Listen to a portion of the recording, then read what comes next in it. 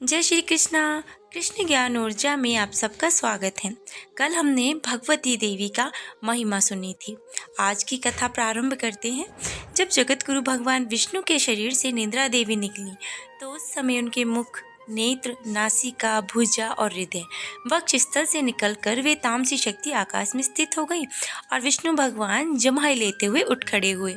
अब उन्होंने अपने सामने ब्रह्मा जी को देखा जो कि भय से काँप रहे थे और उन महान तेजस्वी विष्णु ने मेघ के समान गंभीर वाणी से ब्रह्मा से कहा। विष्णु बोले, हे ब्रह्मा जी, आप तपस्या छोड़कर यहाँ क्यों आ गए? आप इतने चिंतित और भयभीत क्यों हो गए हैं? तो ब्रह्मा जी कहते हैं कि हे देव, आपके कानों के मैल से दो महादानव उत्पन्न हो गए हैं जो महाभयंकर और महाबली हैं, जिनके नाम है मधु और कैटभ। उन्हीं दोनों के भय से मैं आपके पास आया हूँ। तो हे जगतपति, हे वासुदेव, आप मुझ भयभीत और के कर्तव्य विमूढ़ की रक्षा कीजिए। तो विष्णु जी कहते हैं कि हे ब्रह्मा, अब आप निर्भय हो जाइए, उनकी मृत्यु निकट है, इसलिए वे यहाँ युद्ध करने के लिए अवश्य आएंगे और मैं उन दोनों दैत्यों का वध अवश्य कर दूंगा।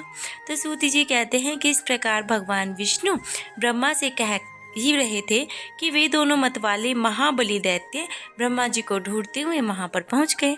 तो हे श्रेष्ठ मुनियों, वे दैत्य उस महासागर के जल के बिना किसी अवलंब के निश्चित होकर खड़े हुए थे। उन अहंकारी राक्षसों ने ब्रह्मा से कहा, तुम भागकर इनके पास क्यों आ गए? अब तुम युद्ध करो और इनको देखते ही देखते हम लोग तुम्हें मार डालेंगे। तत्पश्चात शेष शैया पर सोने वाले इस पुरुष को भी मार डालेंगे।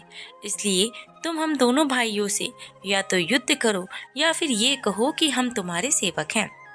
सूत जी बोले, उन दैत्यों का वचन सुनकर भगवान विष्णु ने कहा, अरे ओ दानवों, तुम दोनों मेरे साथ खुद से युद्ध करो, मैं तुम दोनों दैत्यों का घमंड चूर चूर कर डालूंगा। तो हे महाभागो, तुम दोनों ही लड़ने की इच्छा से यहाँ आए हो, अपने को महायोद्धा समझ रहे हो, तो आ जाओ युद्ध करो। सूत जी कहते हैं कि भगवान का यह वचन सुनते ही उन दैत्यों के जो नेत्र थे वो क्रोध से लाल हो गए। जल में निराधार खड़े वे दोनों भयंकर दानव युद्ध करने के लिए तैयार हो चुके थे। इनमें मधु दैत्य कुपित होकर विष्णु से युद्ध करने के लिए शीघ्र ही चल पड़ा और कैटभ वहीं खड़ा रहा। अब वे दो मतवाले वीरों के समान मधु और विष्णु में महायुद्ध होने लगा। जब मधु थक गया तो कैटभ उनसे युद्ध करने लगा। इस प्रकार कुपित और मद में अंधे दोनों दैत्य परम प्रतापी भगवान विष्णु के साथ बारी बारी से युद्ध करने लगे। उस समय महायुद्ध के जो वक्ता थे वो ब्रह्मा, आकाश में स्थित आदि देवी थीं। बहुत दिनों तक युद्ध करते करते भी वह दैत्य थके ही नहीं। तब भगवान विष्णु को ग्लानि होने लगी। इस प्रकार जब युद्ध करते हुए 5000 वर्ष बीत गए तब भगवान विष्णु उन दैत्यों की मृत्यु का उपाय सोचने लगे। उनके विचार में आया कि मैंने 5000 वर्ष तक इनके साथ युद्ध किया, किंतु ये भयानक दानव तो थके ही नहीं और मैं तो थक गया। अब बड़े आश्चर्य की यह बात हुई, मेरा वह पराक्रम और बल कहाँ चला गया? ये दोनों मुझसे लड़ते हुए भी स्वस्थ हैं, इसका कारण क्या है? तो मुझे अच्छी तरह से विचार करना चाहिए। अब इस प्रकार से विष्णु भगवान चिंता में पड़ गए। अब उन्हें चिंता में देख करके जो दोनों राक्षस हैं बहुत खुश हुए और मेघ के समान गंभीर वाणी में बोले कि हे विष्णु, यदि तुम अब बल ना हो और युद्ध में थक गए हो तो सिर पर हाथ जोड़कर कह दो कि मैं तुम दोनों का सेवक हूँ, अथवा यदि सामर्थ्य ना हो तो हे महामते, आओ हमारे साथ युद्ध करो, हम लोग तुम्हें अवश्य मार डालेंगे और इस 4 मुख वाले पुरुष को भी मार डालेंगे। सूती जी कहते हैं कि उस महासागर में उपस्थित महामना विष्णु ने उनकी वचन सुनकर सामनीति के अनुसार मधुर शब्दों में कहा। विष्णु जी ने कहा कि यह सनातन धर्म है कि थके हुए, डरे हुए, शस्त्र त्यागे हुए, गिरे हुए और बालक पर वीर लोग कभी प्रहार नहीं करते हैं। मैं तो यहाँ पर 5000 वर्षों तक युद्ध कर रहा हूँ। मैं अकेला हूँ और तुम दोनों भाई समान बल वाले वीर हो और दोनों बीच बीच में बारी बारी से विश्राम कर रहे हो, तो मुझे भी थोड़ा विश्राम करने दो, उसके बाद मैं पुनः तुमसे लड़ूंगा, इसमें कोई संदेह नहीं है। अब बलि और मद से उन्मुक्त तुम दोनों ने भी कुछ तो विश्राम किया होगा और तुम थोड़ा सा विश्राम और कर लो, तब विश्राम करने के बाद न्याय धर्म के अनुसार युद्ध करेंगे। सूती जी कहते हैं कि भगवान विष्णु की बात सुनकर दोनों दानव भी युद्ध करने की इच्छा से कुछ दूर जाकर विश्राम करने लगे। उन्हें बहुत दूर बैठे देखकर चतुर्भुज भगवान विष्णु उनके मारने का उपाय सोचने लगे। ध्यान की अवस्था होकर विचार करने पर उन्हें ज्ञात हुआ कि इन दोनों को देवी के इच्छा के अनुसार ही मृत्यु वरदान प्राप्त हुआ है और इस कारण से ये दोनों थक नहीं रहे हैं। वे सोचने लगे कि मैंने तो व्यर्थ ही युद्ध कर लिया, मेरा सब परिश्रम व्यर्थ हो गया। अब इस वरदान की बात को जानकर मैं इनसे कैसे युद्ध करूं? यदि युद्ध भी ना करूं तो ये दैत्य यहाँ से हटेंगे कैसे, और इनका विनाश नहीं होगा तो वर प्राप्त ये दोनों दैत्य सबको दुख देते रहेंगे। देवी ने जो वरदान इन्हें दिया है वह भी अत्यंत कठिन है। अत्यंत दुखी, रोगी, दीनहीन प्राणी भी स्वेच्छाते कभी नहीं मरना चाहता, तब भला वे दोनों मद से उन्मुक्त दैत्य कैसे मरना चाहेंगे? अतएव अब मैं सब चिंता छोड़कर उन आदि देवी भगवती विद्या देवी की शरण में जाता हूँ, जो सबकी मनोकामनाएं सिद्ध करने वाली हैं, क्योंकि उनके बिना और उनके प्रसन्न हुए बिना किसी की भी मनोकामना पूर्ण नहीं होती हैं। अब ऐसा मन में विचार करते हुए भगवान विष्णु ने आकाश में स्थित परम सुंदर रूप वाली योगनिद्रा भगवती शिवा को देखा और उन्हें देखते ही योगेश्वर अनंत भगवान विष्णु उन दोनों दैत्यों के विनाश के लिए हाथ जोड़कर वर प्रदायिनी भगवती भुवनेश्वरी की स्तुति करने लगे। विष्णु कहते हैं कि हे देवी, हे महामाया, हे सृष्टि की संहारिणी, हे आदि अनंत रहित, हे चंडी, हे देवी, मैं आपके सगुण निर्गुण रूप को नहीं जानता, फिर भी आपके असंख्य अद्भुत चरित्र हैं, तो मैं उन्हें कैसे जान पाऊंगा?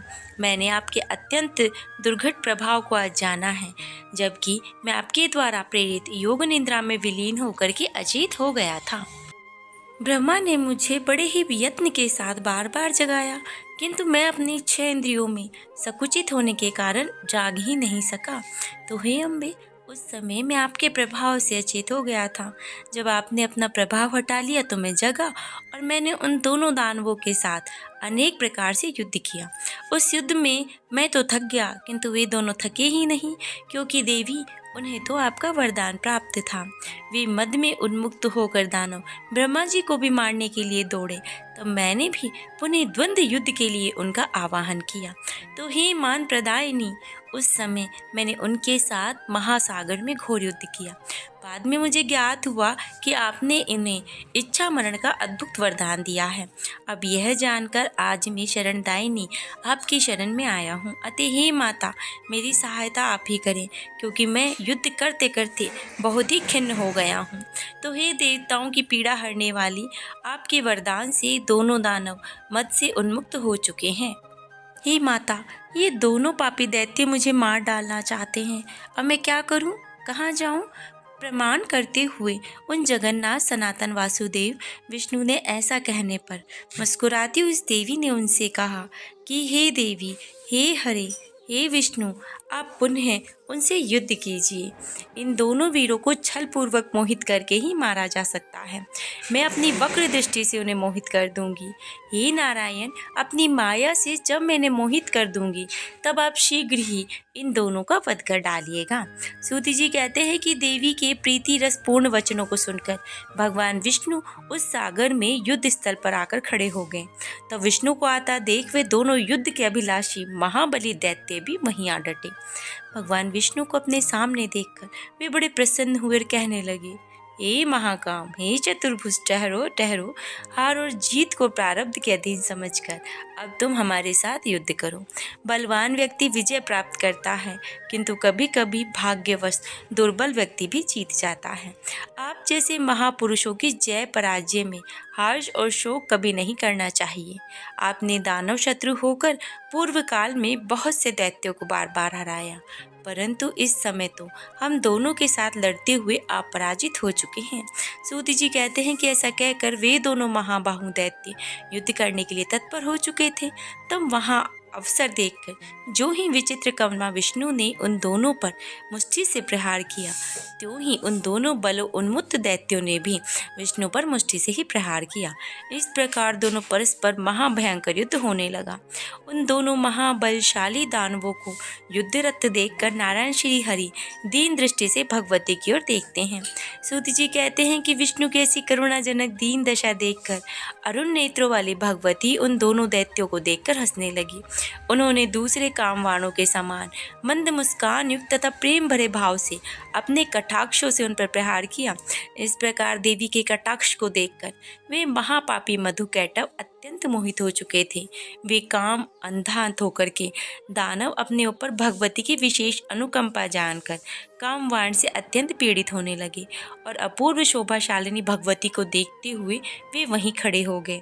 भगवान विष्णु देवी के उस प्रयत्न को समझ गए थे और दोनों कामी दानवों को देवी की माया से विमोहित जान करके सर्व कार्य साधक भगवान विष्णु वहां मेघ के समान गंभीर और मधुर वचनों के द्वारा उन दोनों का उपहास करते हुए कहा कि हे वीरों, तुम्हारी जो इच्छा हो वर मांग लो।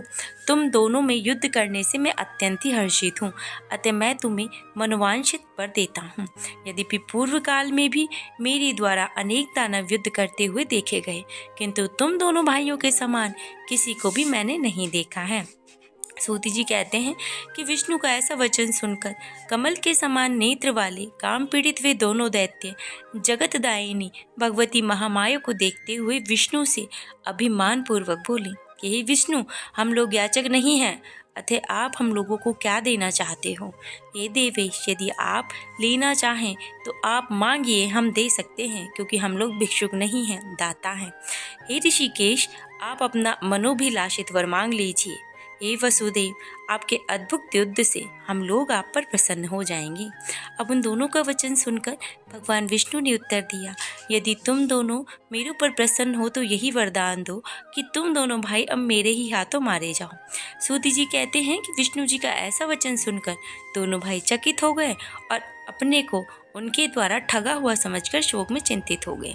कुछ देर बाद मन में विचार कर संपूर्ण भूमि को स्थल रहित तथा वहाँ सर्वत्र जल ही जल देखकर उन्होंने विष्णु से कहा कि हे जनार्दन विष्णु, आपने हम लोगों से पहले जो वर मांगने को कहा था, यदि आप सत्यवादी हैं तो पहले उस मनवांछित वर को प्रदान कीजिए। तो हे मधुसूदन, आप हमें निर्जन प्रदेश की सुविस्तृत भूमि पर मारिए, तभी हम आपसे मारे जा सकेंगे, अन्यथा नहीं। अतः हे माधव, आप अब सत्यवादी बनिए। तो भगवान विष्णु ने अपने सुदर्शन चक्र का स्मरण करके उन दोनों दानवों को हंसते हुए कहा कि हे महाभाग, तुम्हारे कथन के अनुसार निर्जन और सुविस्तृत भूमि पर ही मैं तुम दोनों को मार डालूंगा।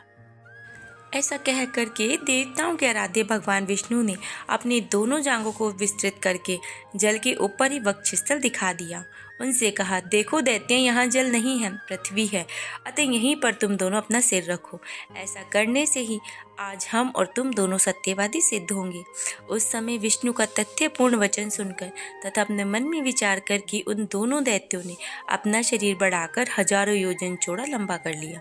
तो भगवान विष्णु ने भी अपनी दोनों जांघों को बढ़ाकर उनसे द्विगुणित कर लिया। अब यह देखकर दोनों दैत्य बड़े ही आश्चर्यचकित हुए, परंतु अपनी बात को सत्य प्रमाणित करने के लिए उन्होंने अपने अपने मस्तक उस अद्भुत जगह पर रख दिए। उस समय प्रतापी भगवान विष्णु ने अपने सुदर्शन चक्र से जंघे पर स्थित उस विशाल सिरों को वेग पूर्वक धड़ से अलग कर दिया। जब दोनों दैत्य मधु और कैटव मर गए तब उन्हीं को मेद यानी चर्बी से संपूर्ण सागर पट गया। तो हे मुनीश्वरों, तभी से पृथ्वी का नाम मेदिनी पड़ गया और इसीलिए मृतिका भी अभक्ष्य मानी जाने लगी। आप लोगों ने जो प्रश्न किया उसका ठीक ठाक उत्तर मैंने दे दिया है। बुद्धिमान मनुष्य को चाहिए कि वे महामाया महाविद्या की सर्वदा उपासना करते रहें, क्योंकि वे पराशक्ति ही समस्त देव दानवों के द्वारा आराध्य हैं। उनसे बढ़कर और कोई दूसरा देवता इस तीनों लोकों में नहीं है। यह बात सर्वदा सत्य है। वेदों शास्त्रों का निष्कर्ष है कि सगुण और निर्गुण रूप में सर्वदा उस पराशक्ति का ही पूजन करते रहना चाहिए। तो ऋषिगण कहते कि हे सूति जी, आपने हमें पहले ही बतला दिया था कि असीम तेज वाली व्यास जी ने कल्याणकारी समस्त पुराणों की रचना करके सुखदेव जी ने उन्हें पढ़ाया था। तो हे व्यास जी, घोर तप करके सुखदेव जी को किस प्रकार पुत्र रत्न प्राप्त हुआ था? व्यास जी के मुख से आपने जो कुछ सुना वह कथा हमें विस्तार पूर्वक सुनाइए। तो कल किस प्रकार से सुखदेव जी ने पुत्र प्राप्ति के लिए माता की तपस्या की और उनसे वर मांगा, उस कथा को हम कल सुनेंगे। तब तक आप स्वयं का ध्यान रखें और श्री हरिभजन करते रहें। जय श्री कृष्ण। राधे राधे।